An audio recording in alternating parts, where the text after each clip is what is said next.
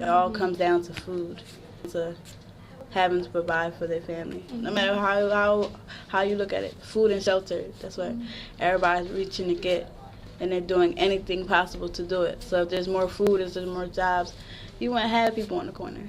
You wouldn't have people, stealing, hurting people just to get it.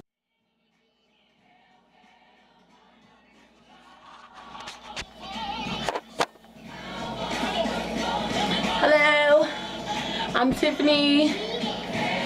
I've decided to be a part of this, study because I believe there's a lot going on in the world of homelessness, hunger, and struggle.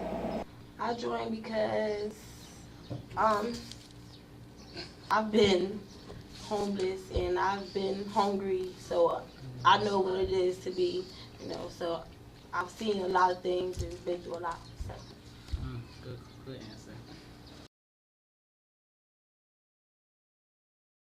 It's been times where, plenty of times where I had to go out East Camden to my mom's, where I've been doing backwards to make sure that they gotta eat. If I gotta go to East Camden and go get a chicken, then I'm gonna go to East Camden and go get a chicken. My 19-year-old, I cannot deny him food just as I don't get food stamps from him. I can't make him a plate less than I'm making my other son a plate. You know what I mean? No, I can't make his plate smaller than I usually do just because the food stamps count, just because I don't get food stamps for him. They provide us with a grocery store here in North Camden.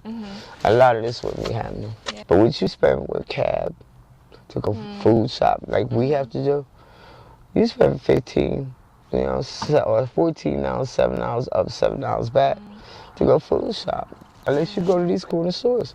So what you could buy at the grocery store, it's like almost double in the corner store. Where's the closest grocery store? East Camden. I just be like, God gonna make a way. And just cause of this situation right here, he gonna make a way for me and my kids at the end of the month. So that's like I said, they be all right.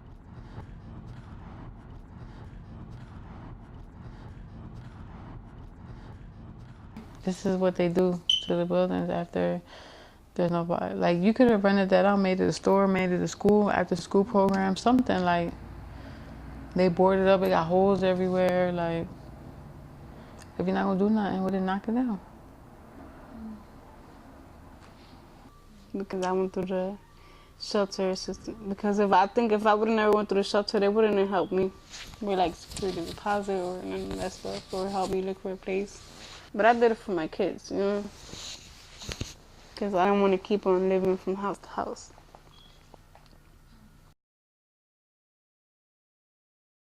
I'm on the list for the Section 8. I went over there today, and they told me that I'm not gonna get called for 3 years, maybe to 5. Wow. I was like, "Are you serious?" She was like, "Yeah." So, oh my God, that's a long way.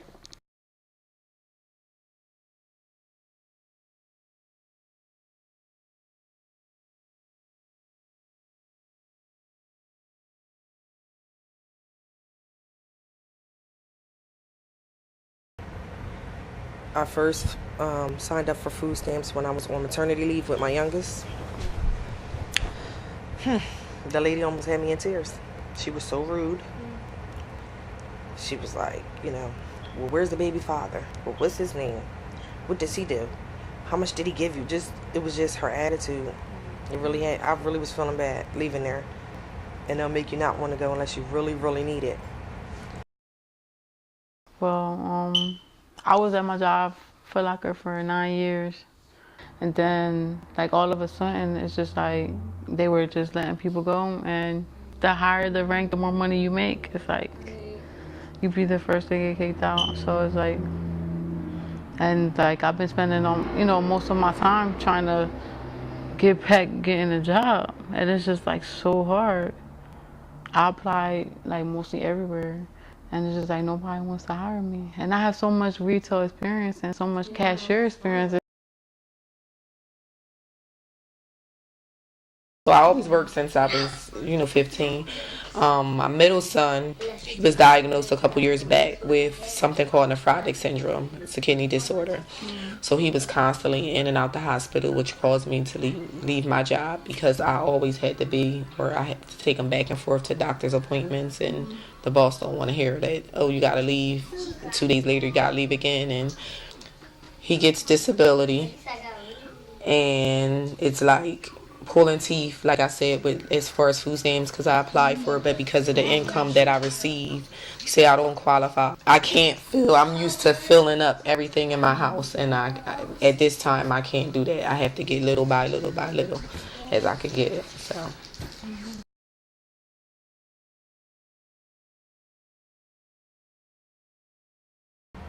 My mom didn't really have to watch me all the time, even though she did.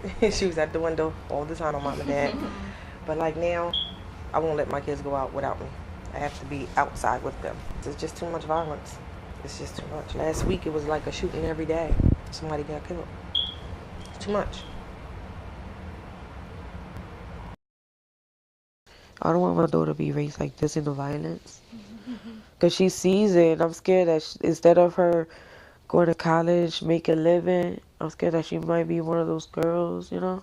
I want her to go literally through school and make her way up, not to be like me or our family. I mean, I really don't have people to talk to, but it's times that I talk to my God. Sometimes I walk down the street and it's like, God, if it's your will, just let it be done. I can't fight no more. You know, the more you fight, the more your mind gets worried, your heart gets worried, and then you do things you don't need to do. And all I just said was, whatever's going to happen. You know, I can't worry about it. I can't change nothing. Really, I mean, I'm trying to, with this, I'm trying to get help. At least I can talk to you and you can say, like, yeah, okay, I understand, you know. That's a good idea. When a lot of people say, man, that's ridiculous. They don't even want to hear it. But. That's another thing that we need to change in Camden. Like, we need to have some type of hope brought back to Camden. I'm a soldier. Yeah. I'm a soldier. I'm a sanctified soldier. I have a goal, and I refuse to let anything in this outside world bring me down. No matter how hard it is, I could go ask for help. You know, times I cry, like, I don't know what to do. Whatever, but I'm not gonna give up because I got kids. You understand what I'm saying? And because I know I've been through stuff, so I want to be successful. That way I can help somebody else that might be in the same situation as I was, or whatever the case may be. They need a whole lot of changes, and it's only going to start from the people. Nobody speaks up anymore for anything or anything like that. So if you have one person speaking and you have a billion people in the background that's silent, how much do you think it's going to get done?